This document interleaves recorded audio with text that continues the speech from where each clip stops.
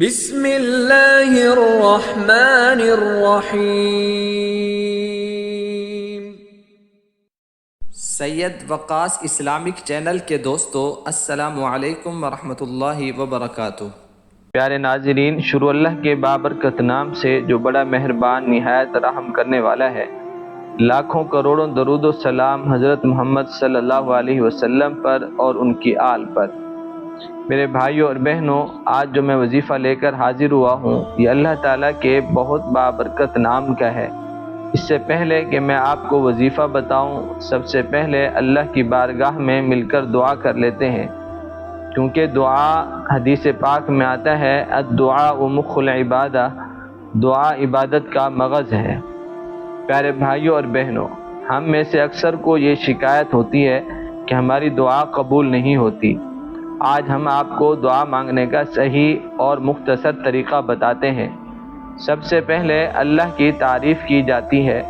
آپ الحمدللہ رب العالمین یعنی سورۃ الفاتحہ پوری پڑھ لیں، پھر آقا صلی اللہ علیہ وسلم پر درود پاک ایک بار شروع میں، ایک بار آخر میں لازمی پڑھیں، ورنہ دعا اوپر نہیں جاتی۔ اور پھر آپ نے دعا میں جو حاجت ہو، جو ضرورت ہو، مانگ لیں۔ پچھلی ویڈیوز میں ہم ہمیشہ کمنٹس میں نام لکھنے کا کہتے ہیں آپ کو خاص دعا میں شامل ہونے کے لیے، تو آپ ہمیں نام لکھتے ہیں۔ اب آپ آمین لکھ دیں دعا کے ساتھ۔ ہم دعا کرتے ہیں، اللہم لک الحمد کلہ ولک الشکر کلہ، اللہم صلی علی سیدنا و مولانا محمد وبارک وسلم۔ اے میرے مالک رحیم کریم اللہ، آپ کے پاس ہر چیز کے لامحدود خزانے ہیں، آپ سب خزانے بھی ہمیں دے دیں تو ان میں ذرا برابر بھی کمی نہیں ہوتی۔ اے اللہ، ہم سب کی پریشانیوں کو دور فرما، جائز حاجات کو پورا فرما، جن میرے بھائی اور بہنوں کے رشتوں کی رکاوٹیں ہیں ان کو ختم فرما، سب کو اپنی محبت کے نیک رشتے عطا فرما۔ جو ہمیں دعا کے لیے کمنٹس میں نام لکھتے ہیں، ان سب کی ہر دل کی مراد پوری فرما، رزق کشادہ حلال رزق عطا فرما، ان کو ڈھیر ساری خوشیاں نصیب فرما، آمین۔ اللہ الصمد۔ ناظرین، اس کے لفظی معنی ہیں اللہ بے نیاز ہے۔ ایک میرا اللہ ایسی ذات ہے جو ہر کسی سے بے نیاز ہے۔ تو جو اللہ کا یہ نام پڑھتا ہے تو اللہ تعالیٰ اسے بھی ہر پریشانی سے بے نیاز کر دیتا ہے۔ یہ بہت ہی آسان سا وظیفہ ہے اور اسے ہر کوئی بچہ ہو یا بچی ہو آسانی سے کر سکتے ہیں، اور اس میں زیادہ وقت بھی نہیں لگتا۔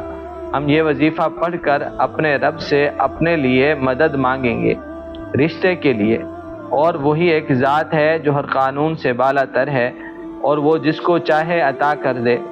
ایک واقعہ سماعت فرما لیں۔ ایک بزرگ گزرے ہیں جن کا نام حضرت عبداللہ بن زید رحمۃ اللہ علیہ ہے۔ یہ بہت بڑے صوفی بزرگ ہیں اور ان پر غلبہ رہا محبت کا، اور اسی غلبے کی وجہ سے حضرت نے نکاح بھی نہیں فرمایا۔ اکثر بیشتر رویا بھی کرتے تھے کہ میں اس اہم سنت کی ادائیگی سے ناکام رہا ہوں۔ اور جب بوڑھے ہو گئے، ایک جگہ بیٹھے کتاب پڑھ رہے تھے، اور انہوں نے اس کتاب میں کیا پڑھا کہ میرے پیارے آقا صلی اللہ علیہ وسلم کی حدیث پاک جس کا مفہوم ہے، فرمایا کہ جو شخص ایسی حالت میں مرا، اس نے نکاح نہ کیا ہو، اور جب مرا مسلمان ہو کر مرا، چاہے بچہ ہو یا بچی ہو، تو اللہ تعالیٰ ان کا نکاح آپس میں جنت میں کرائیں گے۔ اور جب انہوں نے یہ حدیث مبارکہ پڑھی تو انہوں نے دل میں کہا کہ چلو یہاں تو نکاح نہیں کیا، لیکن جنت میں تو ہوگا ہی ہوگا، پتہ نہیں اب جنت میں میری بیوی کون ہوگی۔ بڑے لوگ بڑی باتیں۔ تو انہوں نے پہلی رات دعا کی، اے اللہ، میں نے تیرے محبوب صلی اللہ علیہ وسلم کی حدیث مبارکہ پڑھی ہے کہ جنت میں نکاح ضرور ہوگا، پھر یہاں تو نہیں ہوا دنیا میں، اے میرے اللہ مجھے دکھا دے کہ جنت میں میری بیوی کون ہوگی۔ تو پہلی رات ان کی دعا کو شرف قبولیت نہیں ہوئی، پھر اسی طرح دوسری رات، پھر بھی شرف قبولیت نہیں ہوئی۔ جب تیسرے دن دعا کر کے سوئے تو خواب دیکھتے ہیں ایک عورت ہے، وہ کہہ رہی ہے میں میمونہ ولید ہوں اور میں بصرہ کی رہنے والی ہوں۔ تو آنکھ کھلی، تہجد کا وقت تھا، حضرت نے وضو کیا، تہجد کے نوافل ادا کیے، اور پھر سواری لی اور بصرہ کی طرف روانہ ہوئے۔ تو بصرہ والوں نے حضرت کا بہت اچھا استقبال کیا، وہ سبھی جانتے تھے۔ تو انہوں نے کہا حضرت کیسے اچانک آنا ہوا، خیریت ہے؟ فرمایا ہاں۔ اچھا یہ بتاؤ تمہارے بصرہ میں میمونہ ولید کوئی عورت رہتی ہے؟ لوگ حیران ہو کر پوچھنے لگے حضرت آپ اتنے بڑے ولی ہیں اور آپ اتنی دور اس دیوانی سے ملنے آئے ہیں؟ تو آپ نے کہا کیوں اسے کوئی نہیں مل سکتا؟ تو بصرہ والے لوگ کہتے ہیں کہ حضرت وہ تو ایک دیوانی ہے، پاگل ہے، لوگ اسے پتھروں سے مارتے ہیں۔ فرمایا کیوں مارتے ہیں؟ تو انہوں نے کہا کہ حضرت اگر کوئی رو رہا ہوتا ہے تو وہ اسے دیکھ کر مسکرانا شروع ہو جاتی ہے، اور اگر کوئی ہنس رہا ہو تو وہ اسے دیکھ کر رونے لگتی ہے، اسی لیے لوگ اسے پتھر مارتے ہیں۔ اور وہ اجرت پر ہماری بکریاں چراتی ہے اور آج بھی جنگل کی طرف بکریاں چرانے گئی ہوئی ہے، اور شام کو واپس آئے گی تو آپ اس سے مل لینا۔ ایسی دیوانی ہے، ہم اسے اجرت دیتے ہیں تو جتنا ضرورت ہوتی ہے اٹھا لیتی ہے اور باقی اللہ کی راہ میں صدقہ کر دیتی ہے۔ تو لوگوں نے کہا حضرت عصر میں بکریاں چرا کر لوٹ آئے گی تو آپ مل لیں۔ حضرت نے فرمایا اچھا عصر کس نے دیکھی؟ مجھے اتنا بتاؤ وہ کس طرف جنگل میں گئی، یعنی مجھے بتاؤ کون سے جنگل کی طرف، مجھے اس کا راستہ بتاؤ۔ تو لوگوں نے کہا حضرت وہ جنگل بہت خطرناک ہے، وحشت والا ہے۔ تو حضرت اس جنگل کی طرف چل پڑے۔ تو جب حضرت پہنچے تو واقعی خوفناک جنگل تھا۔ تو حضرت آگے گئے تو دیکھتے ہیں کہ میمونہ مصلی بچھائے اللہ کی عبادت میں مصروف ہے۔ بکریاں تو لوگوں سے لے کر آنا بہانہ تھا، اصل تو عبادت تھی چھپ کر۔ تو حضرت نے عجیب بات دیکھی کہ میمونہ تو عبادت میں مصروف ہے لیکن پھر بکریاں کون چرا رہا ہے؟ تو جب دیکھا تو شیر بکریاں چرا رہا ہے۔ حضرت کو بہت تعجب ہوا کہ شیر کب سے بکریاں چرانے والا بن گیا، اور جب کبھی بکری دائرے سے نکلتی تو شیر اسے پکڑ کر دوبارہ دائرے میں لے آتا، اس کو کھاتا نہیں۔ اور یہ بہت بڑی عجیب چیز دیکھی۔ تو جب میمونہ نے سلام پھیرا تو کہنے لگی عبداللہ تمہارا تو ملنے کا وعدہ جنت میں تھا، تو تم یہاں آ گئے۔ حضرت بہت حیران ہوئے کہ آج تک ہم ملے نہیں اور ان کو نام تک بات تک یاد ہے۔ حضرت نے یہ پوچھا کہ میرا کیسے آپ کو پتہ چلا؟ کہنے لگی جس اللہ نے تمہیں میرا بتایا اسی اللہ نے مجھے بھی تمہارا بتایا۔ سبحان اللہ۔ پھر حضرت نے کہا اچھا یہ بکریوں سے شیر نے کب سے صلح کر لی؟ میمونہ نے کہا جب سے میں نے اپنے رب سے صلح کی تو شیروں نے بھی بکریوں سے صلح کر لی۔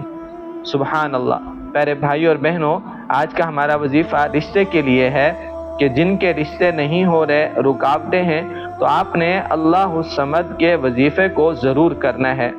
آپ یقین کے ساتھ کریں گے انشاءاللہ تعالی اللہ آپ کو آپ کی دل کی مراد اور آپ کی چاہت والا رشتہ عطا فرمائیں گے۔